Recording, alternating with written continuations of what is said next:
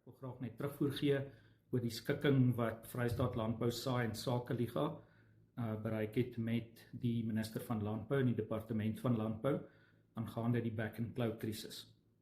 Ek dink dit is belangrik dat ons besef ons uitgangspunt was om te sorg dat die staatsmonopolie op enstof verbreek word en dat boere die reg sal kry om hulle eie diere te kan ent.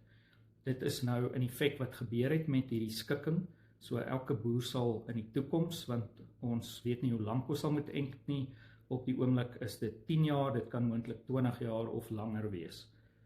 Die skikking het dit nou moontlik gemaak om vir boere om enstof te kan aankoop by wettige invoerders van enstof. Huidiglik is daar net 2 enstowwe wat die land inkom, een gaan van Argentinië wat na onderste poort biologiese produkte toe gaan en een van Turkye wat na Dunewax toe gaan. Op hierdie stadium moet elke boer registreer as 'n bevoegde persoon by die staat.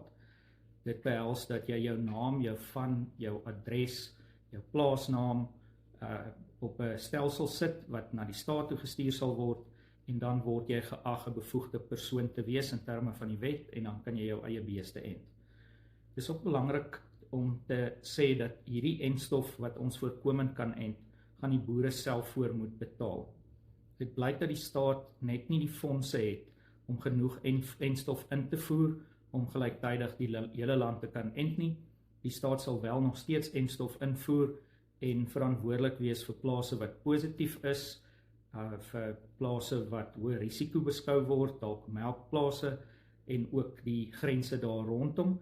En indien daai areas alles gedek is, sal die enstof wat hulle dan nog oor het gebruik word vir voorkomende enting. Maar dit wat ek en ander boere wil aankoop om ons kuddes te beskerm of dalk om vinniger 'n skraagdosis te gee, sal ons self voor moet betaal. Huidiglik was die prys van Dunewax se enstof R45 afgelewer enige plek in Suid-Afrika en Biogenesis Bargo-sinne het ons nog nie 'n prys voor gekry nie. So die eerste stap wat elke boer moet doen is om te registreer. Huidiglik is daar 2 plekke waar mense dit kan doen, by die departement landbou op hulle webtuiste, kan hy uit die vorm invul, maar ook op Buffalo Analytics. Buffalo Analytics is 'n maatskappy wat 'n program het wat saamwerk met Dunewax. So die program hardloop saam met die Dunewax enstof wat van Turkye afkom. Mens gaan net op hulle webtuiste klik om te registreer as 'n persoon, volg die skakels, dit is jou naam, jou adres, jou ID-nommer, jou selfoonnommer, jou plaasnaam, jou distrik, en dan volg jy net die stappe daardeur. Jy kan ook dan jou veearts nomineer wat jy wil gebruik, want al die enstof wat in die land gaan inkom, kom nog onder artikel 21 in, so dit is nie geregistreerde enstof nie, dit is sogenaamde eksperimentele enstof, so dit moet deur 'n veearts voorgeskryf word.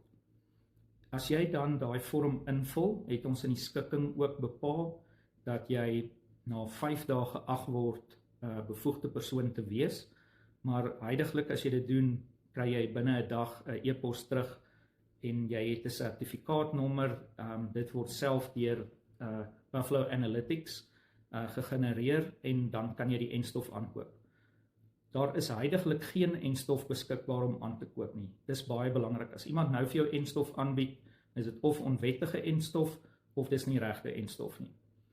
Die staat het huidiglik al die enstof wat in die land is onder hulle beheer en hulle versprei dit na staatsveeartse toe in provinsies of na 'n sekere bedryfsorganisasie. Daar behoort binnekort enstof in te kom, hooplik teen volgende week. En indien die staat dit nie alles self wil aankoop nie, sal daar vir die eerste keer enstof beskikbaar wees wat privaat persone kan aankoop om hulle diere voorkomend te ent.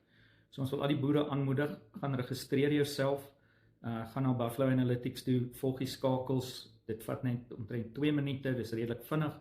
Jy sal die sertifikaat kry wat die program self genereer en dan kan jy aangaan en sodra enstof wel beskikbaar is, kan jy dit begin aankoop en jy kan jou eie diere daarmee ent.